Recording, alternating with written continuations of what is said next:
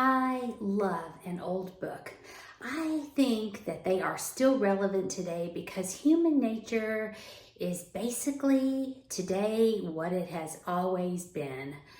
Maybe the circumstances change, the situations in which people find themselves are perhaps slightly different, but the way that we are hardwired, I think, is still basically the same. And I want to share with you about this book that I read most recently. I'll talk in just a few minutes about why I think that this book is relevant, what the human nature component is in it. But first, can I just say, look at this book. I love this book. It was published in 1915 by Joseph Conrad. I picked it up at a blind book haul, which I shared that in my most recent video, and I will link that at the end if you're interested. But look at this. It is like so small. It is the size of my hand. And even though it was published in 1915, I was trying to figure out how to know when. This book is old itself. I was wondering, how do you know when it was actually printed? And I looked it up, and it says that the last date, and on here it's 1921. So this book is more than 100 years old. This actual copy is more than 100 years old. And it's got, I won't show you, but it has a name scribbled in the top. And I just wonder, gosh, who 100 years ago held this book and read it? I love the history, not just the story, but the history of a book. And I love the fact that the pages are thin. It just feels old. I feel like I could be a prairie girl carrying this book with me. It was just fun to hold and fun to read. Gave a whole new perspective. I've often said that I've had a Kindle and I can read online, but I love a book. But now I would say holding a book like this is really even more fun than maybe a book that's got a flap and more contemporary pages. I just enjoyed reading it. So Joseph Conrad was Polish. He was an author who was kind of known for exploring issues of human morality, and his books, I didn't realize this. I had no knowledge of him at all, but when I told somebody recently that I was reading them, and they said, oh, his books tend to be kind of psychological thrillers. And I can see why they would say that, because there was definitely an element of mystery to this book. It took me longer to read than I anticipated because it's so thin, and I thought, oh, that's a little book, but it's actually 400 pages. And so it did take a little bit more time to read it than I thought. It's divided into 4 sections, and the first couple of sections kind of set you up for what is to happen at the end of the book. So about half of the book is kind of setting you up, and then it leads into the mystery of the book.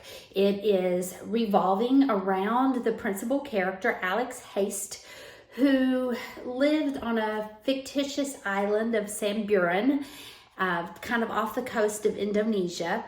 He was the manager of a coal company in his early years that liquidated. It went under, and it chose, instead of moving off the island like his colleagues did, he chose to remain on that island and basically just live alone with his books by himself.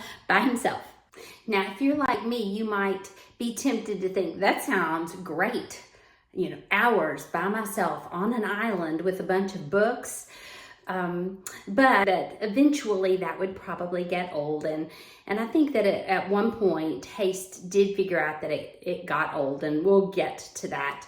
But basically Haste was a good man. He was a gentleman. He was kind. He was caring. In fact, he recalled a time when his father, before his father's death, said to him, you need to cultivate the ability to show pity, because you yourself are a pitiful creature. Now, don't expect pity from anybody else, but learn to show pity towards other people. And we see a couple, at least, of examples of where Haste helps somebody who is in need. And actually, I would say that his ability to show pity is sort of a theme in the book, because we see that while he is able to show kindness and he is able to show compassion, and he seems to be very distinguished and just a good person.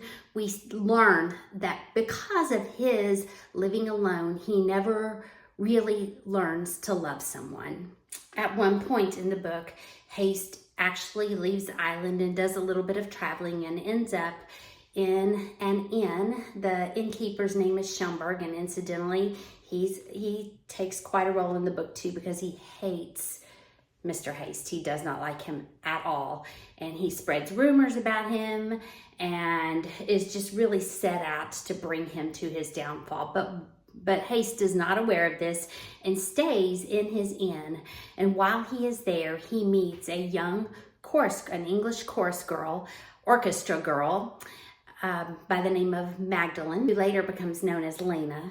And as Lena one evening sits and talks with Haste, she shares her plight with him and learns that he is a person who has the ability to remove her from this situation.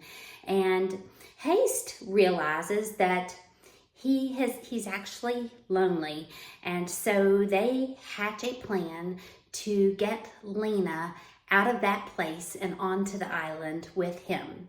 He said, I can't buy you. I'm not able to do that, but I can steal you and take you away with me. So now Haste, who has always lived alone, who has never had to be vulnerable, who's never had to care about anyone, suddenly finds that he has a person that he needs to care for, that he needs to protect. He suddenly becomes somewhat vulnerable. He certainly becomes tender towards her. So I certainly don't want to give anything away in the book, but let me just say that Schomburg, who again hates this man, Mr. Haste, comes across three villains who he sort of says, there's this man over on this island who has a lot of money, and you could go find him. He especially hates him because he loved this girl Lena and had his own ideas about her. So there is definitely an element of mystery. There's an element of something bad is going to happen, because these three villains hop in a boat and go over to the island of Sambura to find Haste and to take his money. And so you learn a lot about Haste and his ability to, whether or not he's able to protect this young woman, and you realize that, you know, pity is not the same as love, and how the reader learns that actually can be a very tragic situation when you don't have the ability to love. So I ask you, relevant for today? Yeah, you know, the idea of becoming the right kind of person, living the life that you want, the life that you dream, even if it means that you do not develop any real connections with people. I think it is so relevant. Was this book difficult to read? Not really. No, a lot of times we think an old book is going to be hard. The vocabulary is rich. Conrad is definitely an excellent wordsmith, but it was not difficult to read. I will say it's not as quick moving as a book that you might go to the library and check out of the new reads section, but it's not difficult. I'm glad I read it. It was an exercise in discipline to be able to keep turning those pages and keep reading at times when it felt a little bit cumbersome. But overall, it was a good read, and it really did not end the way I expected. Like I said, I kept knowing something bad was going to happen, but it didn't play out exactly the way I thought it would. So the book is called Victory. Again, it is by Joseph Conrad and published in 1915. And if you're looking for a good old book to read, let me recommend this one to you.